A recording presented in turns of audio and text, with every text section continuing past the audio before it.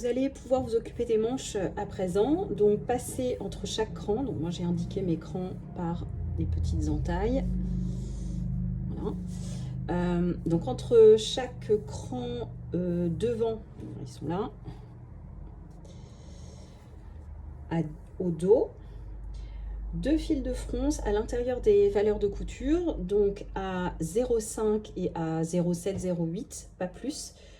2 fils de fronce qui vont vous permettre de créer l'arrondi, le galbe du haut du bras ici. Il n'y aura pas vraiment de fronce, hein, ça va juste créer l'arrondi en volume en fait.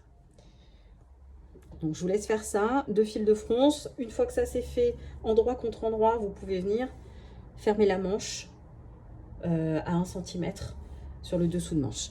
Pour les fils de fronce, je vous conseille de mettre une tension à 1 et longueur de point à 3,5 et de mettre un fil de canette qui se différencie considérablement du fil de bobine afin de pouvoir tirer soit les fils de bobine, soit les fils de canette plus facilement, de les repérer plus facilement en fait.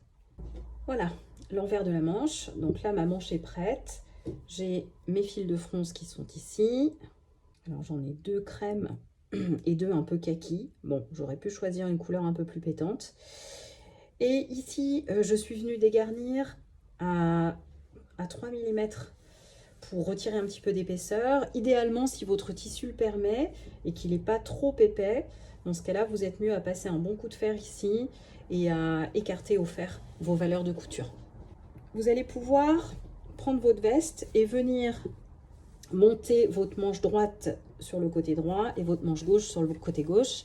Donc là, vous retournez vos manches et vous placez votre veste telle que. Vous venez passer votre manche à l'intérieur. Alors je ne sais pas si j'ai choisi la bonne manche, on va voir. Donc là oui, on a l'endroit, ici est votre endroit qui est ouvert. Et effectivement, j'ai bien mes 2 crans en droit de la manche. Voilà. Je viens faire correspondre mes dessous d'emmanchure.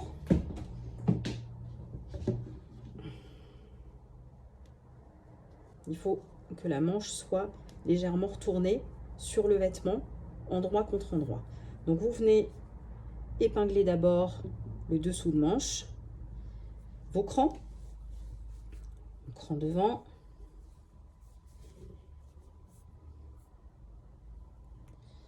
cran dos,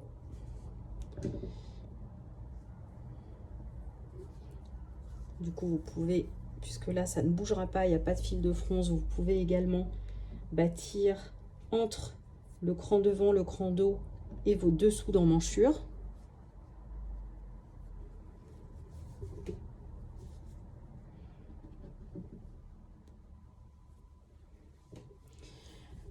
Vous allez bâtir ou épingler la tête de manche.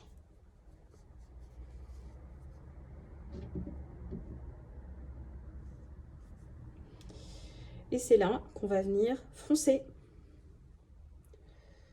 Alors, vous prenez vos 2 fils de couleurs similaires et vous venez froncer un petit peu. Vous répartissez vos fronces jusqu'à ce que vous ayez la même dimension entre votre vêtement et la manche.